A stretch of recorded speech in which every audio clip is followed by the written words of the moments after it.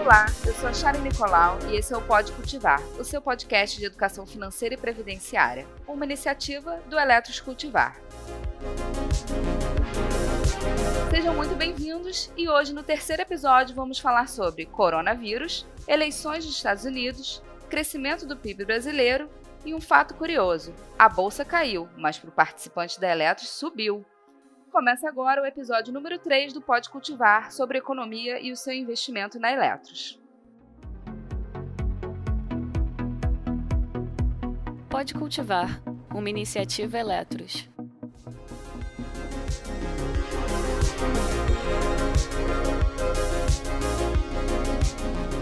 No nosso bate-papo de hoje temos aqui o já veterano Arthur Michelini e o novo diretor financeiro, Max Leandro, estreando no Pode Cultivar.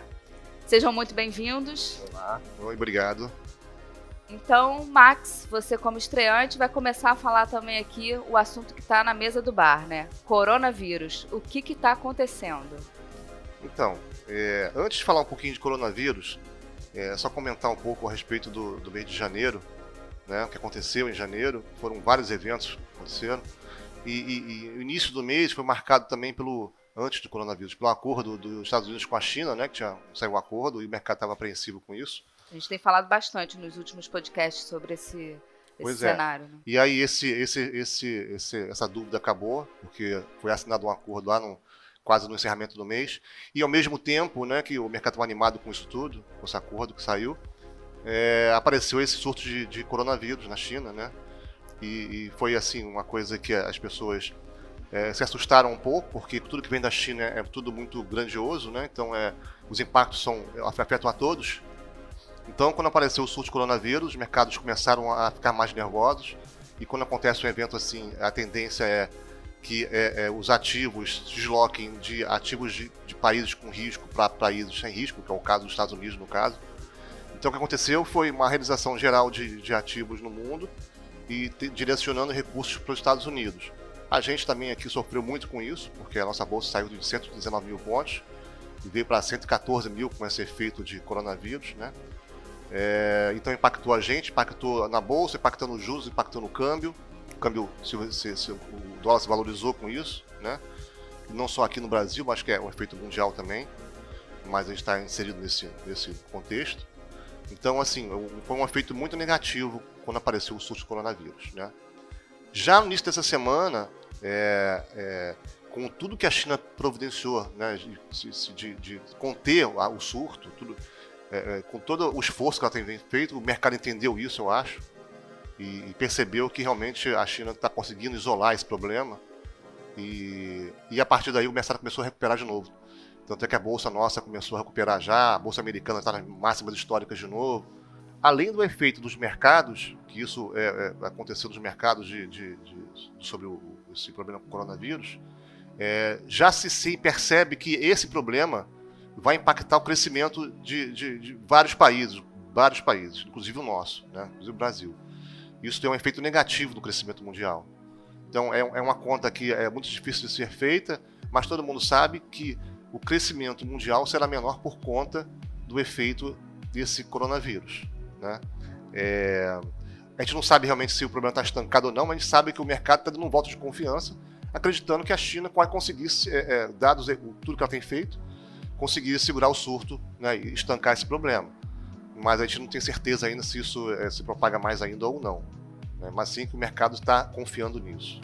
Parece ter uma discussão que já existia um surto parecido com esse, ou de menor proporção. Qual era o nome mesmo? Em 2003 a gente teve um surto parecido que foi o SARS, né? E nesse período a bolsa, o S&P 500, ele chegou a cair 8% no período, só que quando o mercado entendeu realmente a real magnitude do SARS, a bolsa voltou os 8% num determinado momento e depois subiu mais 8%. Então, a justificativa que o mercado está dando para tranquilizar os investidores é o exemplo do SARS que a gente teve em 2003, que a gente talvez não tenha dados o suficiente para falar que vai ser uma epidemia mundial, que isso vai impactar realmente as economias como um todo. Mas como o Max disse, a economia da China ela é muito fechada, a gente não consegue entender muito quais são realmente os dados. Então, a gente tem visto nos jornais que tem fontes falando que a demanda por petróleo na China já caiu 25%. O vírus ele chegou no momento de Ano Novo Chinês, que é onde tem mais consumo na China. Então, as pessoas, num período de maior consumo, ficaram trancadas dentro de casa. Então, isso tem um impacto direto na economia chinesa. Então, a gente ainda está numa de especular qual realmente é o impacto do vírus e se realmente isso pode virar uma epidemia mundial. A gente tem lá um ranking que o mercado está acompanhando agora, que é até meio esquisito, mas assim, o número de recuperados versus o número de mortos. Então, um parâmetro que o mercado usou foi que o número de recuperados já tinha ultrapassado muito o número de mortos. Isso seria um indicador positivo. Então, o mercado ele vai especulando com esses dados que vão aparecendo, porque a gente tem uma economia chinesa muito fechada que não dispõe muito de dados, né? Pois é. Então, em janeiro foi mais ou menos isso, né? Início de mês de fevereiro, né? Os efeitos foram negativos, em princípio, agora uma certa recuperação. E um outro ponto que a gente tem que começar a acompanhar agora de novo, um pouco mais de perto, que vai se intensificar daqui para frente o debate sobre isso, é em relação à eleição americana, né? É um ponto importante que a gente é muito inicial ainda esse processo, mas já começa um debate, né, de quem serão os candidatos lá, ou as propostas de candidatos, tanto os democratas quanto os republicanos. No caso republicano, provavelmente deve ser o Trump, o candidato, mas da parte democrata, que é um pouco que deixa o mercado um pouco apreensivo também, né, e que é uma certa dúvida, né, porque os candidatos têm pensamentos um pouco mais assim, que vai contra o que o Trump fez um pouco, né, aposta um pouco mais social, um pouco mais de elevar tarifas de empresas de novo, que foi o contrário que o Trump fez. Então, tudo isso impacta nos mercados. Então, é um ponto de eleição americana que a gente vai ter que começar a acompanhar mais de perto e provavelmente deve trazer um tipo de volatilidade para os ativos ao longo desse período, né? A eleição americana acontece lá pelo segundo semestre, então a gente tem um bom tempo pela frente aí de mercado atencioso com relação a esse ponto, né? O grande nome que traz receio para o mercado é o nome do democrata Bernie Sanders, que está botando muito dinheiro na campanha, muito dinheiro no estado de Iowa, e chegou até as preliminares falando que ele está perdendo nesse estado, mas porque ele, teoricamente, como o Max disse, a agenda dele é uma agenda de taxação às empresas, coisa que o Trump não fez. O Trump tirou os impostos das empresas. Tirando o imposto da empresa, a empresa tem um lucro maior e com isso o índice subiu, o S&P 500 subiu. O Sanders, se tributar as empresas, tem um risco de os lucros serem menores e, consequentemente, o S&P, a bolsa deles lá, cair. Então, o receio do mercado lá fora é que, se o Sanders ganhar, vir com essa agenda, mesmo o Trump sendo essa figura horrorosa que a gente sabe, né? Pois é. Então, a parte externa, tudo isso que está falando aqui é a parte externa, né? E da parte interna, o que a gente tem, na verdade? Bom, a parte interna a gente tem uma grande preocupação com o crescimento, né? Acho que a discussão nossa aqui é um ponto central, acho que todos se preocupam com isso, é o crescimento do Brasil, o PIB, né? E assim, se o Brasil não cresce, isso traz um grande problema para a gente, né? E a gente precisa que o Brasil cresça. Além disso, tem toda a parte de reforma, né? A fiscal principalmente, tem a administrativa, tem a tributária, tem várias coisas para acontecer, e todos esperando que isso realmente se concretize ao longo do ano, para poder assim continuar da sequência e facilitar até o nosso crescimento também, abrir portas para o crescimento. Claro que isso é uma parte da história, a gente tem que ter muita coisa para o país crescer, um pouco mais destravar a economia, a produtividade nossa é muito baixa, precisa crescer a produtividade, que é um caminho, um veículo não, mas é um caminho que a gente tem que perseguir, porque é a forma que a gente tem de fazer com que o país cresça, né? Se não for isso, o crescimento fica bem mais complicado. A gente é bem limitado em relação a isso. O relatório que vocês prepararam para esse mês, né, tem até um gráfico aqui do crescimento do PIB que aponta uma subida, né? Tem alguma coisa a ver com o FGTS, que vocês até comentaram comigo antes, mas eu acho que é um pouco do que você está falando. De repente vocês podiam complementar isso, que a injeção do FGTS, ele ele tem um efeito, mas não é a real solução. Exatamente, foi isso que você falou. O país não vai crescer 20 anos com injeção de FGTS todo mês. Então, nesse gráfico aqui a gente trouxe a projeção do relatório Focus, né, que são os principais economistas brasileiros. Então, a gente tem os economistas bem otimistas no início do ano, achando que em 2020 o país ia crescer cerca de 2,8%. Ao longo de 2019, eles foram revisando para baixo essas expectativas, até você chegar num piso e falar, o Brasil vai crescer só 2%. Mas com o impacto do FGTS, eles viram que realmente a economia cresça mais um pouquinho, tem um impacto ainda nesse início de ano do FGTS. Então, hoje a projeção está em alguma coisa de 2,3%, mas é o que o Max disse, e você também, Charles. A gente não consegue ter crescimento sustentável se a gente não atacar a produtividade brasileira. Você tem uma grande questão de infraestrutura no Brasil, estrada, ferrovia que a gente não tem. Você tem uma questão educacional que a gente tem que atacar. Então, você só alcança a produtividade elevada atacando esses problemas. E eu acho que a gente fez uma abertura bem provocativa, que tem um assunto que quem está ouvindo deve estar só esperando para saber o que é isso que eu estou falando, né? O índice da Bolsa cai, mas para o participante da Eletros não. Que fenômeno é esse? Então, na Eletros a gente adota uma gestão de renda variável bem diversificada, unindo a gestão interna, que é feita por nós, e com outros gestores externos. Hoje a gente tem 5 gestores externos. Então, essa gestão diversificada tem trazido bons retornos para a Eletros, como a gente já vem apresentando nas apresentações trimestrais de resultado, e no início desse ano não foi diferente. Em 2018 a gente já tinha ganhado bastante do IBX, 2019 também.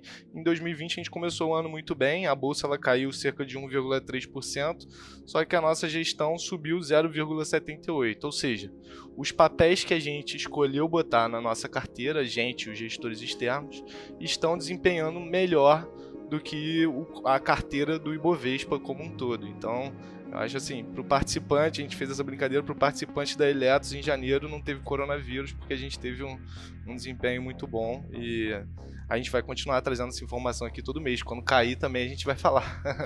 Mas também é importante comentar que a seleção dos gestores também é importante, selecionar os bons gestores, né? E acompanhar esses gestores também é importante. Então, tudo isso é fruto de uma boa seleção, de um bom acompanhamento, que não é só bota um gestor externo que vai ganhar dinheiro, não é assim, né? Você pode ganhar gestor externo que perdem dinheiro também. Então a seleção, né, não é só na carteira interna, mas também de seleção de gestores.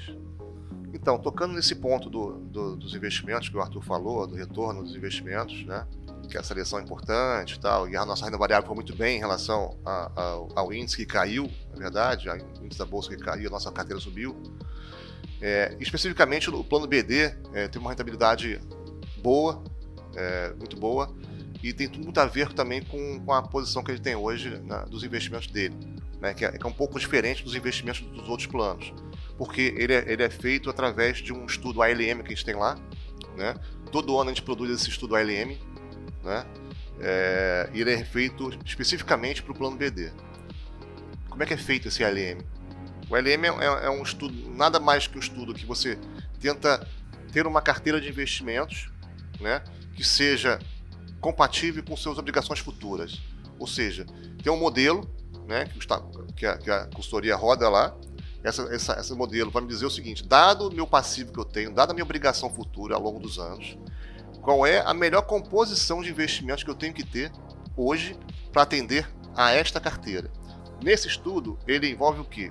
Envolve o retorno dos investimentos, o risco dos investimentos, a liquidez desses investimentos, né, para ver se essa composição de ativos está compatível com as suas obrigações, né.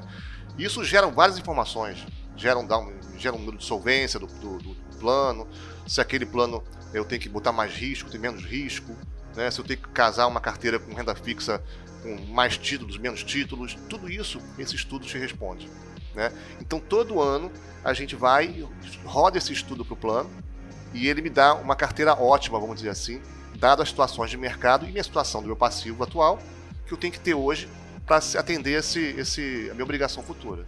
Então a ALM é mais ou menos isso. É um estudo que é feito para identificar qual é a melhor carteira de investimentos que eu tenho que ter hoje para atender às minhas obrigações futuras do plano. Então vamos lá, vamos ver se eu conseguir. O que eu tenho hoje de obrigação, que significa que pagarem benefícios, né? Eu tô como se tivesse assim, calcular, eu tenho tantas pessoas aposentadas e pensionistas, as pessoas recebem tanto por mês, quanto que eu tenho que ter até o final do prazo que eu me comprometi para pagar com elas. E isso tem que dar 0 no final. A gente tem que o mirar ideal, no o ideal é zero. que todo o dinheiro que você tem, o recurso que você tem investido, ele sobreviva até o último pagamento de benefício do último participante. Essa é a ideia. Lógico que não é tão perfeito assim. Mas é exatamente o que você falou. O atuário vai me dar qual é a composição daquele meu passivo, a composição da minha obrigação futura, quanto eu tenho que pagar benefício mensalmente. E dado essa informação, a consultoria que a gente tem aqui, que a gente utiliza para fazer o estudo, ele vai pegar essa informação do atuário e vai alinhar com os investimentos que a gente tem hoje. E vai fazer, proponha, compra um pouco mais de bolsa, vende um pouco mais de bolsa, compra mais de renda fixa, compra mais no título tal, né? O que o estudo aconteceu do ano passado para cá? Ele está sinalizando, dado as quedas de taxa de juros, né, daqui que a gente teve no país, que hoje ontem, na verdade, por decisão do Copom, 4,25, a taxa de juros básica do país. O estudo sinaliza agora, para eu atender esse passivo aqui que eu tenho das obrigações futuras, eu tenho que ter um pouco mais de risco na carteira, né? Porque com a renda fixa que a gente tem hoje aplicada, ele não consegue, sozinho, pagar meus benefícios futuros. Eu tenho que ter um pouco mais de rendimento nos meus investimentos aqui. Então, o que ele faz? Ele realoca um pouco de investimento de renda fixa para algum ativo de risco. Por exemplo, é a bolsa, né? Poderia ser um investimento exterior, um multimercado estruturado, que tem mais risco. Então, o estudo da ELEM é exatamente isso. Ele analisa meu passivo, analisa as condições de mercado de hoje, analisa minha carteira que eu tenho hoje de ativos, de investimento, e propõe, a partir daqui, uma melhor composição de investimento para atender a essa minha obrigação futura. Isso não é nenhuma novidade, né? A gente tem comentado bastante sobre esse novo comportamento das pessoas de terem que optar por mais risco, né? Quem tem apetite a isso, quem consegue fazer isso, porque realmente o cenário da renda fixa ele vem se consolidando cada vez com menos rendimentos. E o trabalho de vocês realmente está sendo cada vez mais difícil de fazer essa carteira render para poder pagar todos os benefícios que a gente já tem dentro da nossa Eletros, né? É isso mesmo. Max, para a gente finalizar, o que significa ALM? Então, a ALM é a sigla de Asset Liability Management. Em português? Em mais português, ou menos. É um gerenciamento de ativos e passivos. Legal. Gente, estamos encerrando mais um episódio do Pode Cultivar. Mais uma vez, obrigada. Bem-vindo, Max, a esse grande projeto. Espero contar com você mais vezes. E você que está ouvindo a gente, continue diariamente nas redes sociais. Estamos no LinkedIn, Instagram, Facebook, YouTube. E, claro, o atendimento da Eletros está lá para receber vocês, principalmente as dúvidas que vocês querem que a gente traga aqui no Pode Cultivar para esclarecer para vocês. Muito obrigada pela audiência, um abraço e até a próxima edição do Pode Cultivar.